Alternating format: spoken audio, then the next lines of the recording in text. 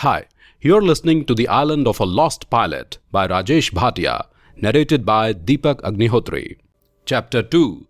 Arrival at Philippines. It was about 2:15 p.m. when all the boys came out of the airport building, carrying their baggage with them. The new boys took a deep breath in the Manila air as if to find the difference between the oxygen levels of the two countries. The weather was fine here, unlike the bitter cold of January in Delhi. Today was 26th January, the Republic Day of India, and after having finished watching the parade on the television, everyone there in North India would have been enjoying the pleasant sunlight.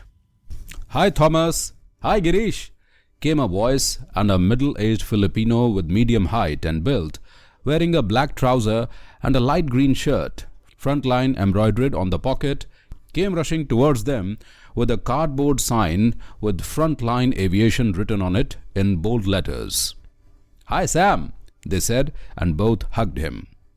"Friends, please meet Sam of Frontline Aviation. He has come to receive us," introduced Thomas. "And Sam, here are Rohan, Sonu, Thakur and Abhinav. Welcome to Philippines and of course to Frontline Aviation," greeted the Filipino with good genuine nature.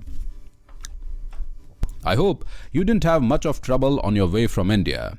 You will certainly spend a memorable time here." Sam guided them towards the parking lot where a white-colored left-hand drive Toyota Hiace van was waiting for them,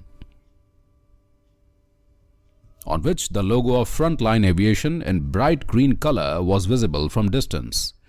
The parking lot was full of different cars, most of them now available in India.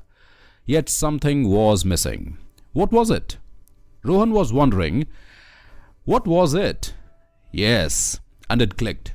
Our own ambassador cars. Yes, you will certainly find this legendary car on every street of India.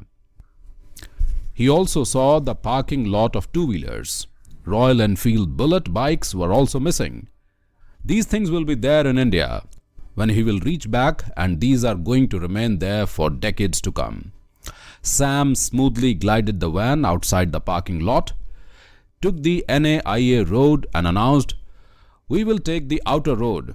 It is slightly longer, but there will be less of traffic. The distance is about 55 kilometers and we will reach Frontline in 2 hours. All settled comfortably in the luxurious van. The ride was very comfortable. On the way, Sam was explaining them about Philippines, its history, its people, its weather, monuments, roads, and about everything he knew. "Well, these colorful and decorated jeep-like vehicles you see around are called jeepneys. These are Willys and Ford Jeeps of the Second World War period, now refurbished to carry more passengers and used as an economical mode of transport. These are symbols of Philippines culture. Besides these, you have trios, which are three-wheeled vehicles and are still cheaper." Sam was never silent for more than half a minute. Only Abhinav was attentive. He had to be, because he was sitting next to him. Sam would say something and look towards Abhinav, who would nod his head vigorously in response. Thomas and Girish knew the habit of Sam and had seated themselves in the last seats, leaving many vacant seats in between. Both were grinning at Sam's commentary. Rohan was also listening to some of Sam's description of Philippines. He knew a lot of it already. He had studied a lot about this country from his encyclopedia. Besides this, he had consulted the net and the Google Maps for this. The difference now was that he was himself present in this country. It gave a different feel as compared to India. The traffic was left-hand drive. The vehicles were different. The people, their language, the architecture was different. Many of the signboards of the shops and roads were in English. Suddenly, the country seemed to look beautiful. This will be his country for the next few months to come. This was going to be his home, and the main thing was that here his future was to be shaped. About 1 hour had passed and Sam suddenly stopped at a roadside restaurant. "Boys, We will have a brief halt of a few minutes and have some coffee here." Abhinav came rushing towards Thomas and Girish and whispered, "My God, that man Sam is nuts. He is driving me crazy. When you knew about him, you should have warned us." "Oh, it is nothing serious. Sam is very good, but little talkative," giggled Thomas. "A little talkative? My eye, he is like a tape recorder. I'm sure you have listened to this tape again and again whenever you have to come here from India. Not only this, we will have listened to this tape recorder every day, whenever we have gone to Manila for medicals and all other stuff. Isn't it, Girish?" said Thomas, trying to suppress his laughter. Thomas looked at Girish, found the twinkle in his eyes, and both laughed loudly, tears in their eyes, sitting on the ground, hands in their stomach. All the boys came back and looked questioningly at Abhinav, who was standing like an owl. "Someone was to sit there, my dear Abhinav." "Don't worry, I will sit there from here onwards." Girish was trying to calm him down. Abhinav relaxed and said, "Okay, it's nothing. Let's go and have coffee. Sam will be wondering." And true, Sam was impatiently waiting for them. "Boys, let's hurry. And by the way, what was the joke you were laughing about?" "I'll tell you someday," said Thomas, and all accompanied Sam. The further journey was a bit peaceful. Abhinav was again sitting beside Sam and now was relaxed. Sam was now driving faster and was concentrating on the road. There were fields and trees on both sides. The weather had cooled down and grey clouds were in the sky. Rohan was sleeping with his head rested on the window. Sonu was sleeping with his mouth opened and saliva was dripping from the corner of his mouth. Girish was sleeping with his head down in his chest, dangling with the motion of the van. Thakur and Thomas were gazing unseeingly far outside the windows at the slowly moving landscape. After passing the Pan-Philippine Highway, they were now at Tabang Local Road. The place had a village-like look. The roads were narrow with little traffic. The street was Governor Padilla Road. Sam turned to a narrow street and took a sudden left turn, and they were in the front of Plaridel Airport. Sam moved the van on the service road parallel to the Plaridel airstrip. On opposite side of the airstrip, there was a very vast grassland, and far behind the grassland, there was a dense jungle, a cluster of all type of trees. On their left, different flight schools were situated. On their right, there was a small yellow-colored tower, the Plaridel Tower, used as a flight control tower for various flying schools situated at that place. Far in the sky, 3 or 4 small training planes were visible, gliding lazily. Suddenly, there was a roar of a small plane, and soon the craft landed, ran on the runway, and again took off. Activity was there. The boys smiled, fascinated, and concentrated towards their left.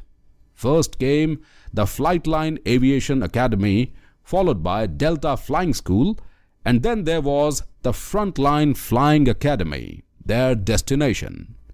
It was 5 p.m. The weather was very pleasant. Darkness was setting in. Sam honked in front of huge gates of the beautiful green and white building, and promptly the gates were opened by the guard. Sam drove the van inside, took a right turn, and stopped in front of the inner entrance glass gates of the building.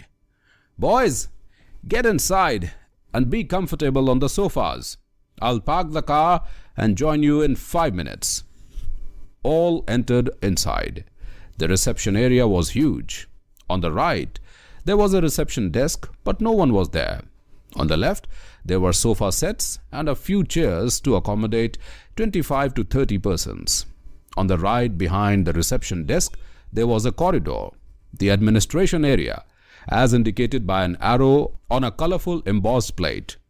On the far left end was a magnificent staircase, turning towards left and right both after the first landing. The right wing was for the classrooms and the left one accommodated the hostels, both indicated by the small plates or signboards. On the left, below the staircase, was a closed gate for women hostel wing. Near to this gate, some toilets were visible behind a wooden curtain. Behind the reception desk and also on other walls, there were notice boards bearing various clippings, notices and photographs. The walls were decorated with the photographs of airplanes of different types. The boys deposited their luggage near the sofas. Rohan and Sonu found the toilet and hurried there. Thakur and Girish slumped in the comfortable huge sofas, while Thomas and Abhinav were moving slowly, watching the notices and photographs.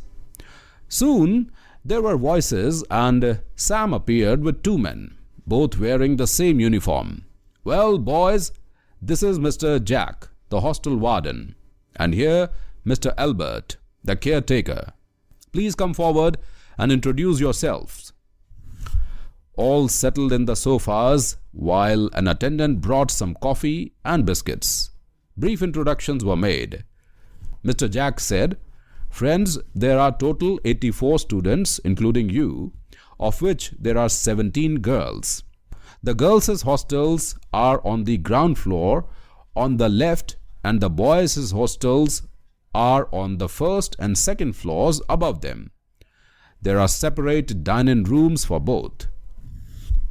On the right, there is administration block, and crossing that, there are classrooms.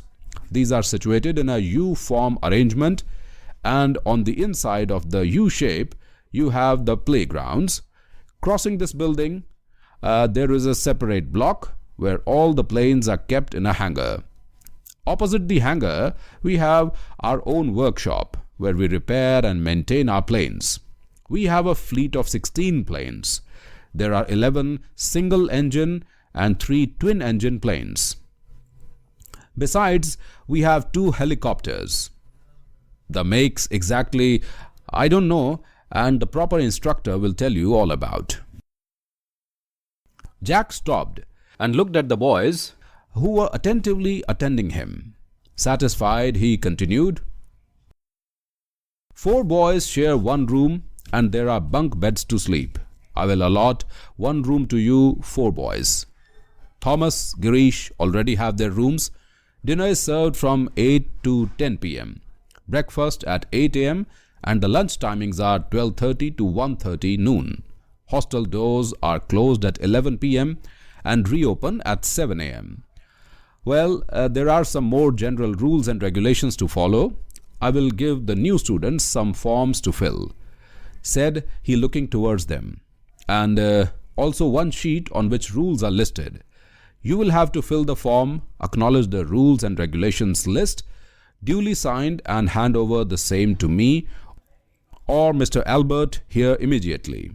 Tomorrow is Sunday and there will be no classes. You can see the place around. On Monday, all will assemble here at about 9:15 a.m. after breakfast, and we will move on to the classes which start at 9:30 a.m. Any questions?" He looked around and waited while Albert took out some forms and papers from a file he carried and handed over 4 sets to the newcomers.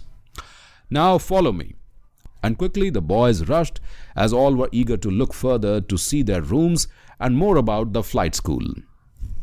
The first floor had 12 rooms, which were already occupied. "I stay at room number 107, said Thomas, and remained at first floor. Others continued the flight of stairs to the second floor. In the lobby, adjacent to the stairs, 4 or 5 boys were watching television mounted on a wall, and some other gang was engaged in heated conversation and gave no heed to them. Someone called out, "Good evening, sir." Both sirs nodded and moved on. Some more people passed and wished in a similar way. Girish stayed at room number 204 on the left, while others kept on moving in the corridor, which was about 8 feet wide. The caretaker stopped at room 211 to unlock the door. The room was about 15 feet wide and 10 feet deep, and the door opened in the center of the 15 feet width. The opposite 15 feet wall had plenty of windows. Both the 10 feet walls on the sides had about 6.5 foot long bunk beds fixed in the wall starting from the windows, and the balance space of 3.5 foot on each side was occupied with wooden wardrobes. The wardrobes were in fact 2 sets on each side, thus making 4 almirahs, one for each student. There was a long table, end to end on the windowed wall, and 4 chairs placed meant for study purpose. There was another small table near the door which had 1 jug of water. A few glasses, plates, and some other utensils were placed in a small wall-mounted stand behind the table. The room gave the impression of a very long 2-tier railway compartment. All selected their beds and wardrobes. Rohan took the upper bunk on the right side. Abhinav selected the lower. Similarly, Sonu and Thakur got the upper and the lower bunk on the left side. All the rooms had window-type air conditioners fitted in place, which was a satisfaction to the boys. "There are keys in the wardrobes. You will select 1 each and write the wardrobe number also in the space given in the form. There are a set of duplicate keys with us in case of any emergency. My office is in room number 101 on the first floor, and I am available from 8:30 a.m. to 7 p.m. every day," Mr. Albert spoke.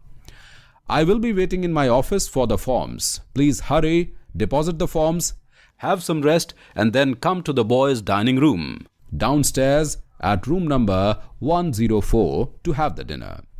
There are toilets at both ends of this corridor. See you then